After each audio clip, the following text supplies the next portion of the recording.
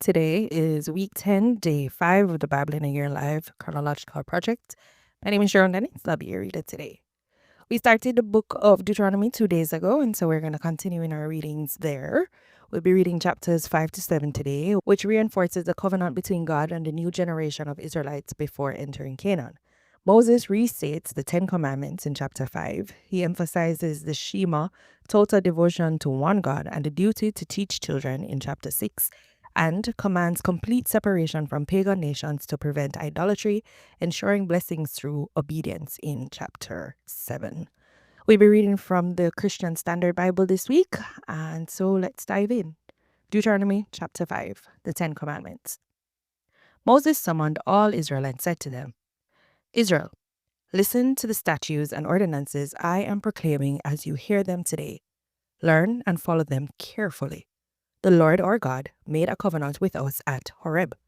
He did not make this covenant with our ancestors, but with all of us who are alive here today. The Lord spoke to you face to face from the fire on the mountain. At that time, I was standing between the Lord and you to report the word of the Lord to you, because you were afraid of the fire and did not go up the mountain. And he said, I am the Lord your God, who brought you out of the land of Egypt, out of the place of slavery. Do not have other gods besides me. Do not make an idol for yourself in the shape of anything in the heavens above, or on the earth below, or in the waters underneath the earth. Do not bow in worship to them, and do not serve them, because I, the Lord your God, am a jealous God, bringing the consequences of the father's iniquity on the children to the third and fourth generations of those who hate me, but showing faithful love to 1,000 generations of those who love me and keep my commands. Do not misuse the name of the Lord your God, because the Lord will not leave anyone unpunished who misuses his name. Be careful to remember the Sabbath day, to keep it holy as the Lord your God has commanded you. You are to labor 6 days and do all your work, but the seventh day is a Sabbath to the Lord your God. Do not do any work, you, your son or your daughter, your male or female slave, your ox or donkey, any of your livestock, or the resident alien who lives within your city gates, so that your male and female slaves may rest as you do. Remember that you were a slave in the land of Egypt, and the Lord your God brought you out of there with a strong hand and an outstretched arm. That is why the Lord your God has commanded you to keep the Sabbath day. Honor your father and your mother, as the Lord your God has commanded you, so that you may live long and so that you may prosper in the land the Lord your God is giving you. Do not murder. Do not commit adultery. Do not steal. Do not give dishonest testimony against your neighbor. Do not covet your neighbor's wife or desire your neighbor's house, his field, his male or female slave, his ox or donkey, or anything that belongs to your neighbor. The people's response. The Lord spoke these commands in a loud voice to your entire assembly from the fire, cloud, and total darkness on the mountain. He added nothing more. He wrote them on 2 stone tablets and gave them to me. All of you approached me with your tribal leaders and elders when you heard a voice from the darkness and while the mountain was blazing with fire. You said, Look, the Lord our God has shown us his glory and greatness, and we have heard his voice from the fire. Today, we have seen that God speaks with a person, yet he still lives. But no, why should we die? This great fire will consume us, and we will die if we hear the voice of the Lord our God any longer. For who out of all humanity has heard the voice of the living God speaking from the fire as we have and lived? Go near and listen to everything the Lord our God says. Then you can tell us everything the Lord our God tells you. We will listen and obey. The Lord heard your words when you spoke to me. He said to me, I have heard the words that these people have spoken to me. Everything they have said is right. If only they had such a heart to fear me and keep all my commands always, so that they and their children would prosper forever. Go and tell them, return to your tents.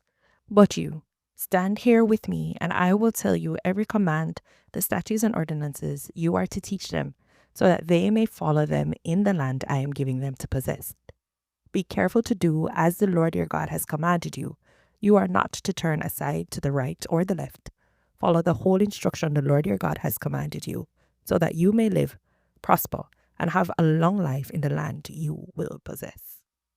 Deuteronomy 6, the greatest command. This is the command, the statutes and ordinances the Lord your God has commanded me to teach you, so that you may follow them in the land you are about to enter and possess. Do this so that you may fear the Lord your God all the days of your life, by keeping all his statutes and commands I am giving you, your son and your grandson, so that you may have a long life. Listen, Israel, and be careful to follow them, so that you may prosper and multiply greatly, because the Lord, the God of your ancestors, has promised you a land flowing with milk and honey. Listen, Israel, the Lord, our God, the Lord is one. Love the Lord your God with all your heart, with all your soul, and with all your strength. These words that I am giving you today are to be in your heart. Repeat them to your children. Talk about them when you sit in your house and when you walk along the road, when you lie down and when you get up. Bind them as a sign on your hand and let them be a symbol on your forehead. Write them on the doorposts of your house and on your city gates. Remembering God through obedience. When the Lord your God brings you into the land he swore to your ancestors, Abraham, Isaac, and Jacob, that he would give you, a land with large and beautiful cities that you did not build, houses full of every good thing that you did not fill them with, cisterns that you did not dig, and vineyards and olive groves that you did not plant. When you eat and are satisfied, be careful not to forget the Lord who brought you out of the land of Egypt, out of the place of slavery. Fear the Lord your God, worship him, and take your oaths in his name. Do not follow other gods, the gods of the peoples around you, for the Lord your God, who is among you, is a jealous God. Otherwise, the Lord your God will become angry with you and obliterate you from the face of the earth. Do not test the Lord your God as you tested him at Massah. Carefully observe the commands of the Lord your God, the decrees and statutes he has commanded you. Do what is right and good in the Lord's sight, so that you may prosper, and so that you may enter and possess the good land the Lord your God swore to give your ancestors, by driving out all your enemies before you, as the Lord has said. When your son asks you in the future, what is the meaning of the decrees, statutes, and ordinances that the Lord our God has commanded you? Tell him, we were slaves of Pharaoh in Egypt, but the Lord brought us out of Egypt with a strong hand. Before our eyes, the Lord inflicted great and devastating signs and wonders on Egypt, on Pharaoh and on all his household. But he brought us from there in order to lead us in and give us the land that he swore to our ancestors. The Lord commanded us to follow all these statutes and to fear the Lord our God for our prosperity always and for our preservation, as it is today. Righteousness will be ours if we are careful to follow every one of these commands before the Lord our God, as he has commanded us. Deuteronomy 7. Israel to destroy idolatrous nations. When the Lord your God brings you into the land you are entering to possess, and he drives out many nations before you, the Hittites, Girgashites, Amorites, Canaanites, Perizzites, Hivites, and Jebusites, 7 nations more numerous and powerful than you. And when the Lord your God delivers them over to you, and you defeat them, you must completely destroy them. Make no treaty with them, and show them no mercy.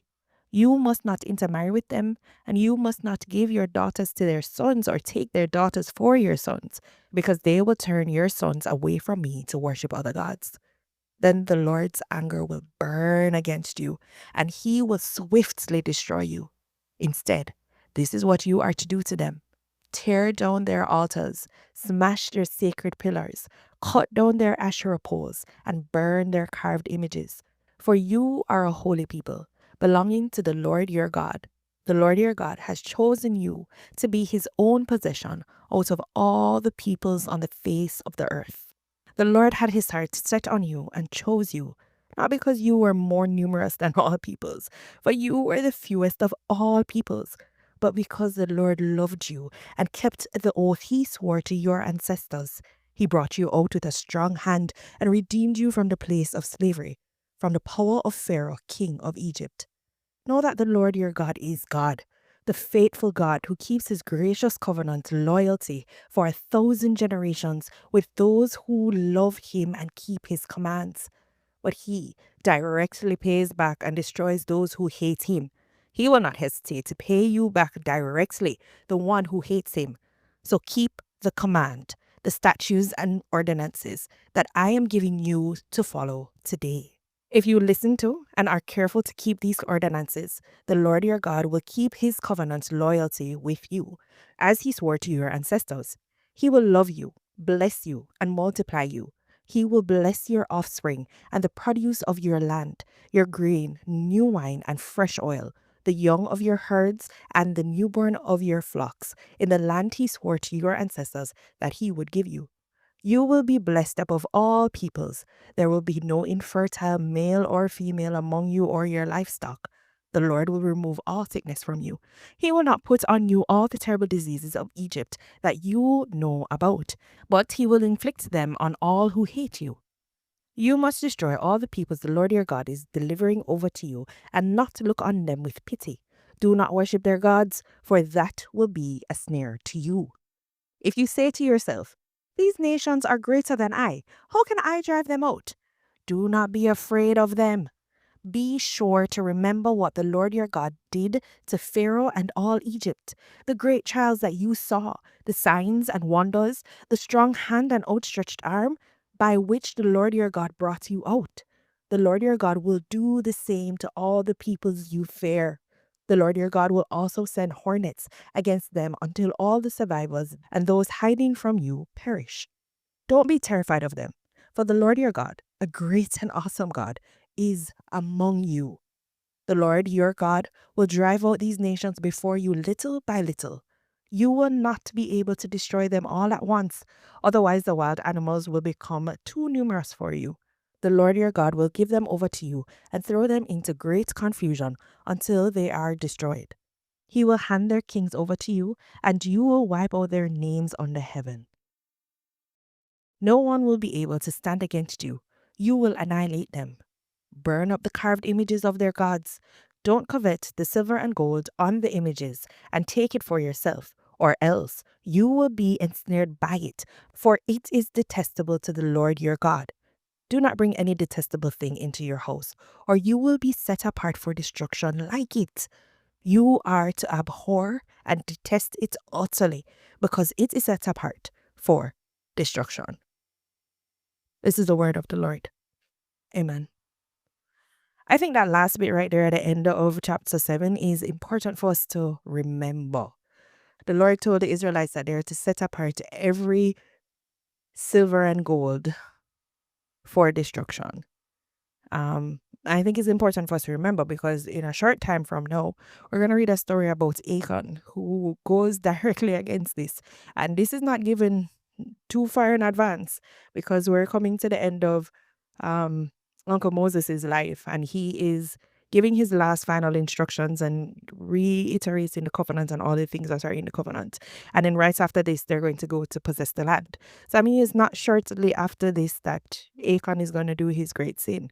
But it says it, like he says it directly. He says in verse 25, burn up the carved images of their gods. Don't covet the silver and gold on the images and take it for yourself, or else you will be ensnared by it, for it is detestable to the Lord your God. 26. Do not bring any detestable thing into your house, or you will be set apart for destruction like it. Like plain black and white said right there. And in 4 weeks, 3 weeks, short time later, it's like it can never hear nothing. That's very interesting to me. Anyways, I jumping ahead of myself. We don't reach that far yet. So in a few weeks, when we get to the book of Joshua, you will read it. We will read the story then. Until then, it was nice having you today. We'll see you again tomorrow. Remember to check out our website, BIAYL project.com. Alrighty, blessings.